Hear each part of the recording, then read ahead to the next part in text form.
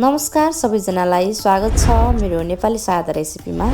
आजको रेसिपीमा मैले दालको रेसिपी सेयर गर्दैछु। यो दाल चाहिँ मसुरको दाल हो र यसलाई चाहिँ रातो दाल भनेर पनि चिन्ने गरिन्छ। कताकति हाम्रोतिर चाहिँ मसुरको दाल भनिन्छ र यो चाहिँ मसुरलाई सिँगै दानै नै कसरी पकाउने र कसरी पकाउँदा छिटो पाक्छ भन्ने रेसिपी चाहिँ म तपाईहरुको सामु सेयर गर्दैछु। भिडियो अन्तिमसम्म हेर्नुहोला र जस्तो लाग्छ त्यसै सल्लाह सुझाव पनि दिनुहोला। मैले चाहिँ यहाँनिर जुन अघिल्लो दिन नै पानीमा भिजाउँदै छु। भोलि बिहान पकाउनु छ भने आज साँझ नै मैले अघिल्लो दिनको साँझ पख नै मैले यसलाई पानीमा राखेर भिजाउँदै छु र पानीमा नराखेर भिजाउँदा पनि पाक्छ, तर त्यति नरम अनि त्यति छिटो पाक्दैन। त्यसैले छिटो पकाउनलाई अनि नरम दाल बनाउनलाई चाहिँ तपाईले साँझ पकाउनु छ भने बिहानै तपाईले पानीमा भिजाउन सक्नुहुन्छ र यदि बिहान पकाउनु छ भने अघिल्लो रातको साँझ नै तपाईले पानीमा भिजाइसकेपछि यो दानाहरू भिजेर हल्का फुलेको हुन्छ र अर्को दिन पकाउने बेला 3 सिटी 2 सिटीमा एकदमै मज्जाले पाक्छ। र मैले छोपेर राखिदिए रातभरि र यसलाई छोपेर राख्दा पनि भिजिहाल्छ र नछोपेर राख्दा पनि भिज्छ। अब चाहिँ यो भिजेको मसुरको दाललाई चाहिँ तपाईले पटक पटक पानीले सफा गरिसकेपछि पकाउनु होला। र यदि तपाईले अगाडि नै तपाईले सफा गरेर पनि भिजाउन सक्नुहुन्छ। मैले चाहिँ सफा नगरेर भिजाएको मात्रै थिएँ, त्यसैले अहिले चाहिँ पटक पटक एकदम सफा पानी नजानुन्जेलसम्म मैले सफा गर्छु यसलाई।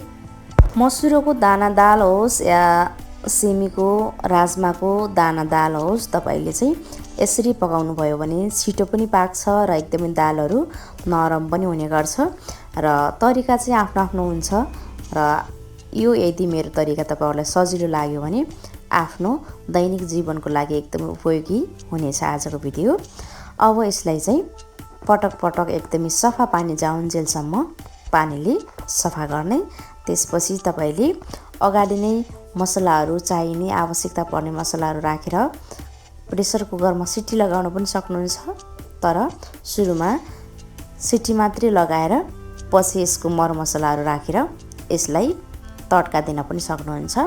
अब चाहिँ मैले प्रेसर कुकरमा सिधै मसुरो दानालाई राख्दैछु र मैले सुरुमा नुन र बेसार मात्रै राखेर यसलाई 2-3 सिटी लगाइदिनेछु। भिजाएको दाललाई कम्तीमा पनि 3 सिटीमा पाकिहाल्छ र यदि तपाईले दाना दाललाई सिधै नभिजाएर बनाउनु भयो भने 5-6 सिटी नै लगाउनु पर्छ। त्यसैले आगो दाउरा जोगाउन अनि ग्यास जोगाउनको लागि चाहिँ तपाईले दाना दाल पकाउँदै हुनुहुन्छ भने यसरी अघिल्लो दिनै भिजाएर बनाउन सक्नुहुन्छ। अब चाहिँ मैले नुन र बेसार राखेर यसलाई चाहिँ बढीमा 3 सिटी लगाइदिनको लागि यहाँनिर ग्यास अन गरेर ग्यासमा पकाउन छोड्दिन्छु।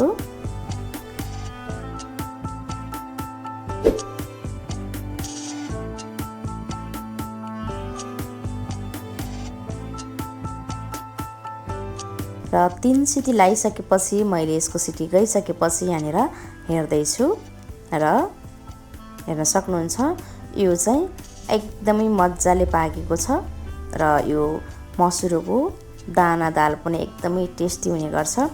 यसको बोक्रा छिलेर यसलाई रातो दाल मात्र रेडी गरेको दलेको दाल भन्दा मलाई चाहिँ यो दाना दाल चाहिँ एकदमै मिठो लाग्छ। यदि हजुरहरूले यसरी मसुरको दाना दाल खानु भएको छैन भने एकचोटि ट्राई गर्नु होला, एकदमै टेस्टी हुनेछ। अब यसलाई यही डाडुको सहायताबाट एकदमै बिस्तारै अझ ग्रेभी बनाउनको लागि अझ मस्काउनको लागि तपाईले थिच्न सक्नुहुन्छ र यसलाई चाहिँ तपाईले नझानेर न मसलाहरू नराखेर यतिकै खान पनि सक्नुहुन्छ।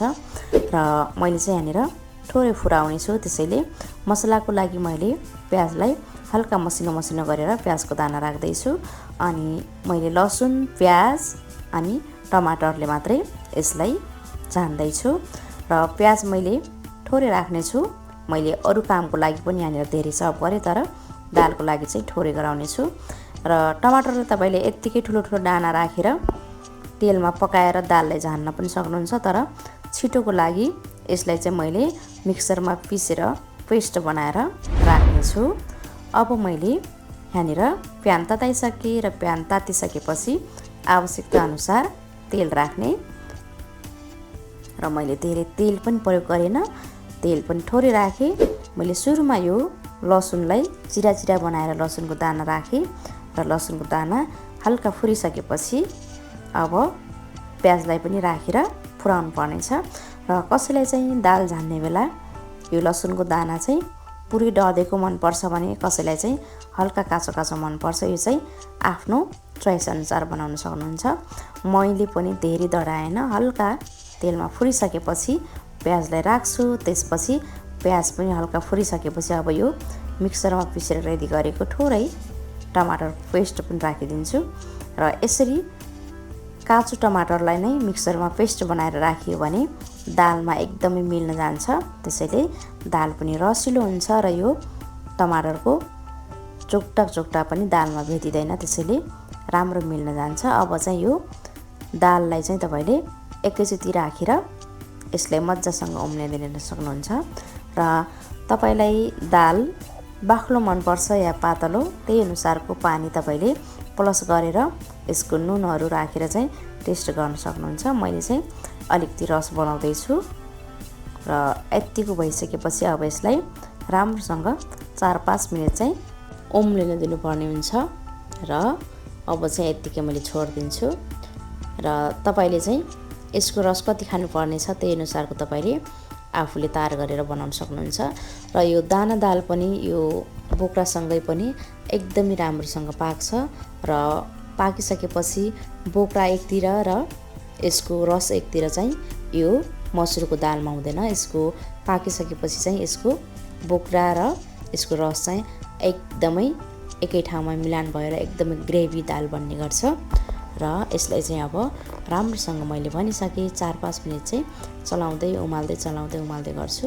र पानी थपिसकेपछि यसमा नुनको टेस्ट चाहिँ अलिकति कम हुनसक्छ।